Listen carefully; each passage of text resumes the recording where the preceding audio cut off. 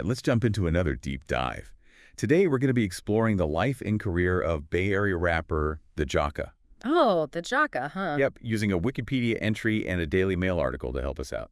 Interesting combination. It seems like it'll be quite the story. We'll be looking at his musical legacy, but also um, digging into the mystery surrounding his unsolved murder back in 2015. Ooh, okay, yeah. The Jacka story always gets to me, like the way it all comes together. Personal hardship, spiritual transformation, and then this crazy prolific music career. It's wild. And it's not just a hip hop thing. It touches on bigger issues too, Yeah. social injustice and resilience. Absolutely. And to really grasp it all, we got to start at the beginning. Right. So, born Dominic Newton in Pittsburg, California. Pittsburg, yeah. Yeah, 1977. And man, his earthly life, it wasn't easy at all. His parents were only 14 when he was born. Wow. Yeah, so he ended up having to be the breadwinner for the family as a teenager. Talk about pressure. And then on top of that, legal trouble hits him early, spends a year locked up at just 18. Man, that's rough. That early exposure to hardship, that's got to be key to understanding his music, right? Totally. It becomes this recurring theme, this thread through everything he's reflecting on: street life, poverty, the whole system, those cycles that trap people. It's like he's giving a voice to that experience. Exactly. And what's fascinating is how this struggle for survival kind of leads into a total spiritual shift. Oh, yeah. His conversion to Islam? Yep. Changed his name to Shahid Akbar. Powerful stuff. Do you think, it's got to be more than just the name change, right? The spiritual shift. Could it have been like a framework for him to process all those harsh realities he faced? Oh, for sure. Come on. The Jacka's conversion to Islam, it wasn't just like switching clothes. It was deep, a search for meaning, like purpose, a way to rise above all that. And his music reflects that.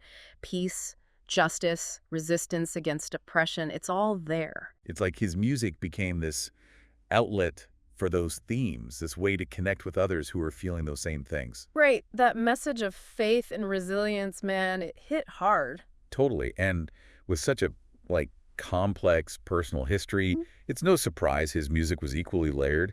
He kicks things off with the Bay Area rap group, Mob Figaz. Mob Figaz, yeah. And their origin story, it's almost like something out of a movie, right? Like what happened? They bump into Sibo, already a known rapper, just randomly in a record store, and boom, that same day, they're in the studio recording. No way. Same day. That's insane. That's the Bay Area scene for you, seizing the moment, that collaborative energy, it's infectious. Seriously, talk about being in the right place at the right time. They totally made the most of it, too. They end up on Sibo's album Till My Casket drops in '98, and then just a year later, their own debut album, Sibo's Mob Figaz, hits the Billboard hip-hop chart. Whoa, hold on. Billboard charts. That's huge, especially for a group that, formed out of nowhere. Right. Speaks volumes about the energy in the Bay Area rap scene back then. It was electric, man, raw energy, that independent spirit. Artists were hungry, and there was this real sense of community. So Mob Figaz's success, it's not just about them. It's like a snapshot of that whole movement, that fertile ground for hip-hop. Totally. Now, got to talk about the Jacka's solo career. This is where things get really interesting. We're talking over 40 independent albums. 40. Wow. In just 14 years. That's like an album every few months? That's nuts. Some key ones to check out. The Jack of the Mob Figaz from 2001, Tear Gas in 2009, and then What Happened to the World? What Happened to the World? Yeah. And this one's heavy. It dropped just 2 months before his death in 2015. But think about it. To churn out that much music independently, it's more than just work ethic, right? Oh, yeah, definitely. There's a fire there, a creative drive that just wouldn't quit. And he finds incredible success doing it his way, manages to sell 30,000 units of his first solo album, all independently, with 60% of those sales coming from outside of California. He'll have 60% from outside California? That just blows apart the idea that you need a label to make it big. Right. The Jacka built his own fan base. Through word of mouth, touring, staying true to his vision, it's all about authentic connection. It's inspiring. He didn't need some big machine to amplify his voice. He built his own platform and let the music speak. Exactly. And his song Glamorous Lifestyle from the Tear Gas album that practically became an anthem in the Bay, it resonated with people on such a real level. Oh, yeah. Glamorous Lifestyle. Classic. And adding to his cultural impact, his music gets featured in the 2013 film Fruitvale Station. Oh, wow. Fruitvale Station. That's a powerful film. It is. Deals with heavy stuff, police brutality, social injustice, all themes that were at the heart of the Jacka's music. So his music's not just entertainment, it's part of this bigger conversation. Exactly. And it adds this whole other layer to his legacy. But then tragedy strikes. His life is cut short. February 2, 2015, fatally shot in Oakland. Man, it's heartbreaking. Such a contrast to the message of hope in his music. It happened at the intersection of 94th Avenue and MacArthur Boulevard. I know that area. According to a witness, he was shot in the head during a late-night jam session with friends. And to make it even more tragic, the murder's never been solved. No closure. That's got to be tough for his family and friends. Absolutely, and it raises questions, like what's being done to address violence in these communities? Right, like his unsolved murder is part of this bigger problem, gun violence. It disproportionately affects marginalized communities. We got to talk about that. We do, but his death, it wasn't just a statistic. It sparked this huge outpouring of grief from fans, from other artists. Yeah, the tributes were pouring in. It shows how much he was loved, respected. The rapper Freeway, who collaborated with the Jacka on an album just a year before, he posted this incredibly heartfelt tribute on Instagram. Really? Yeah, asking for forgiveness and mercy for his friend. Signed it off with, "Love you, bro." It wasn't just a musical partnership. There was a genuine bond there. Man, that brotherhood, it extended throughout the whole hip-hop community. It's like a family. And Wu-Tang Clan's Raekwon, he tweeted out, "Rest in peace to the homie Jacka. He was a good dude. Short, simple, but you could feel the weight of that loss." Absolutely. And even Damian Lillard, NBA star, he felt compelled to speak out, tweeted, "R.I.P. to the Jacka, Oakland rap legend. Life was taken tonight in Oakland. Got to do better toward our own man. It's a call for change, a sense of responsibility." It shows how these artists, they become symbols of their communities. They voice the hopes and frustrations of so many. Their loss is felt deeply. It's more than just entertainment. It's a representation of a shared identity. Right, and speaking of shared identity, both our sources highlight that the Jacka was a devout Muslim, went by his Muslim name, Shahid Akbar, for a large part of his adult life. Right, that's a core part of understanding his music, his whole worldview. Exactly, and it wasn't just symbolic, this conversion to Islam. It was a profound spiritual transformation. It impacted his heart, his relationships, his purpose. Definitely. His lyrics often explore these Islamic themes.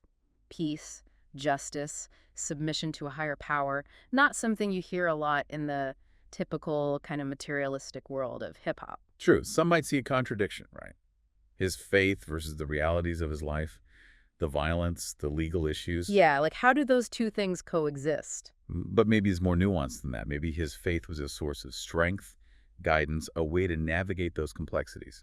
I think you're onto something. It's easy to jump to conclusions, but the Jacka story reminds us that life is messy, and faith doesn't erase that mess. It helps you make sense of it. To find peace amidst the chaos. And we can't forget he was also a family man, a husband, a father. Right, it humanizes him. It adds another layer to his legacy, another dimension to the tragedy of his loss. It reminds us that beyond the stage, beyond the lyrics, there was a real person with loved ones, a family who lost someone precious. It really emphasizes that ripple effect of violence, how it extends outward, impacting families, communities, for years. Exactly. The Jacka's story, it's a stark reminder that violence isn't just numbers, it's about people, real human consequences. So let's shift gears a bit, dive deeper into his music. His work ethic was incredible.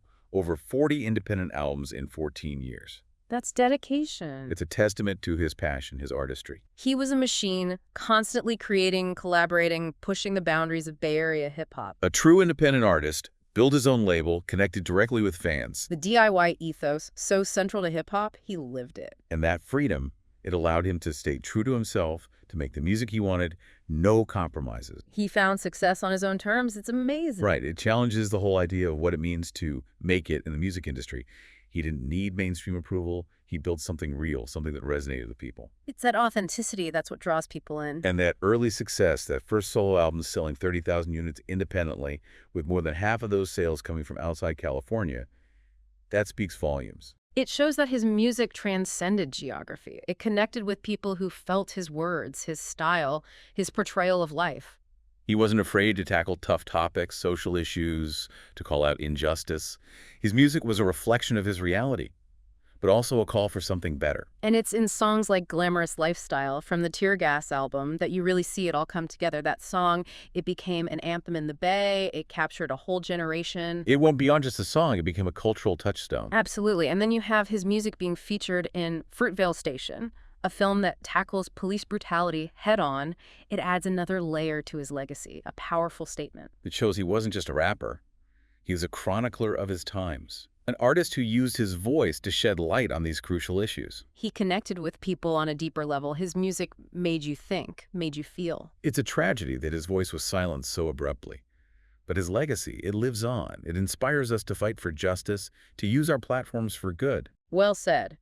The Jacka story, it's a reminder that even in the face of hardship, creativity can thrive, and art can be a powerful force for change. His story is truly captivating, and I think we've only just scratched the surface. There's so much more to uncover. There's layers to it, right? Yeah. It makes you appreciate the lyrics even more. Oh, totally. You hear those stories, those tributes, and it adds a whole other dimension to his legacy. It's like we get a glimpse of the man behind the music. Right, like Freeway's Instagram post, it wasn't just some generic RIP, it was deep, you know? Like, what did he say?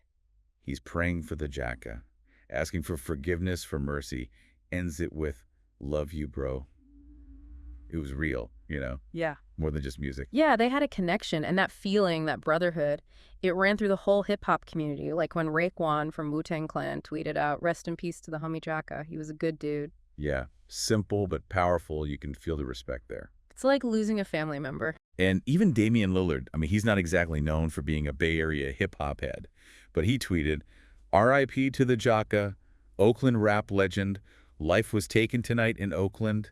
Got to do better toward our own man." Like, it was a wake-up call. Yeah, it highlights that sense of loss, that call for change. It wasn't just contained to the music world. It rippled outwards, and it's interesting what you said about shared identity, because both of our sources mentioned that the Jacka was a devout Muslim. He went by Shahid Akbar, his Muslim name, for much of his adult life. Right, and that's crucial to understanding his music, his whole perspective. It wasn't just a phase. It was a transformation, a spiritual one.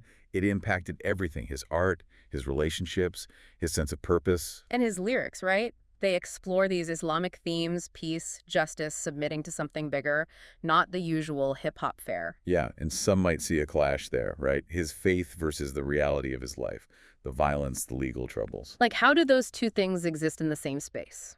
But maybe it's not about contradiction. Maybe his faith gave him strength, helped to make sense of it all. It's a way to navigate those rough waters, to find something to hold on to. And we have to remember, he wasn't just an artist, a rapper. He was a husband, a father, a family man. It brings it home, you know?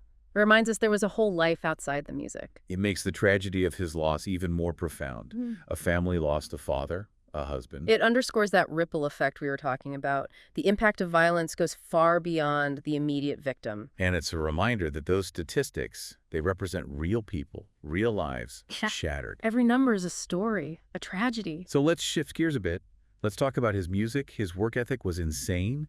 Over 40 independent albums in 14 years. Wow, that's like an album every 3 months. It's unbelievable. It speaks to his drive, his passion for his craft. He was always creating, always pushing the boundaries of Bay Area hip-hop. And doing it all independently, building his own label, connecting with fans directly. It's inspiring. He embodied that independent spirit, that DIY ethos that's so core to hip-hop. He didn't compromise. He made the music he wanted to make and found success on his own terms. And that's what's so remarkable. He proved you don't need the mainstream to build a career, to make an impact.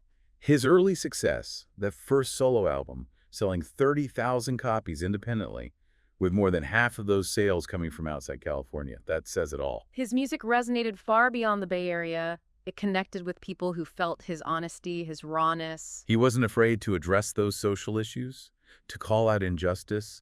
His music was a reflection of his life, but also a call for change. And Glamorous Lifestyle, that song from Tear Gas, it really captures that spirit. It became an anthem for a generation. It went beyond just music. It became part of the culture. And then you have his music featured in Fruitvale Station, a film that doesn't shy away from the tough issues, police brutality, systemic racism. It elevates his work, gives it this whole other layer of meaning. It shows that he wasn't just rapping about these issues, he was living them, and his music gave voice to a community that's often silenced. It's a tragedy that his voice was cut short, but his message, his legacy, it lives on. It's a reminder to fight for what's right, to use our voices, our platforms, to push for change, to make the world a better place. His story is so powerful, so inspiring, and I think we've only just scratched the surface. Yeah, it's one of those stories that sticks with you, really makes you think. What stood out to you the most during this deep dive into the Jacka's life? It's tough to choose just one thing. His story's got so many layers, but that contrast, between his upbringing and his faith, that really gets me. He could have easily gone down a different path, given in to the negativity, the violence, But he chose something else. He found strength in his spirituality. That duality, right? Tough Oakland streets, but embracing peace and justice from his faith. It's complex, and his music, it embodies that complexity. It's raw, honest, and it hits hard. It's more than just music. It's like a reflection of his reality, the struggles, the triumphs. He gave a voice to a community that's often overlooked. And he did it all on his own terms, independent to the core, built his own label, connected with his fans directly. It's incredible he achieved all that without needing anyone's approval, just raw talent and hard work. It makes you wonder what he could have achieved with even more support. Yeah, what if he'd had that mainstream platform? Exactly. But even without it, his impact is undeniable, and I think that's why his loss is still felt so strongly. He represented something bigger. He was more than just a rapper. He was a symbol of hope, of resilience, of creative expression in the face of adversity. He embodied that potential for positive change, that spark of light in a community often overshadowed by darkness. And his story, it reminds us that even in the toughest times, creativity can flourish. Art can be a force for good, for personal growth. It's inspiring. It shows that we can rise above our challenges, find meaning in unexpected places. So, thinking about everything we've discussed, what does the Jacka's legacy mean for you, the listener? His life offers valuable lessons about resilience, about faith, about the power of art to inspire change. It challenges us to speak out against injustice, to support the marginalized, to use our voices for good, no matter how small our platform may seem. It's a call to action, to be more compassionate, more aware, to work towards a more just and equitable society. The Jacka's life is a testament to that. It's a powerful example. His legacy lives on in the music and the lives he touched. It continues to inspire, to challenge us. And as we wrap up this deep dive, I'm left wondering, what if the Jacka had reached an even wider audience? What if his message had resonated on a global scale? What kind of impact could he have had on the conversation about social justice, about faith, about the power of art?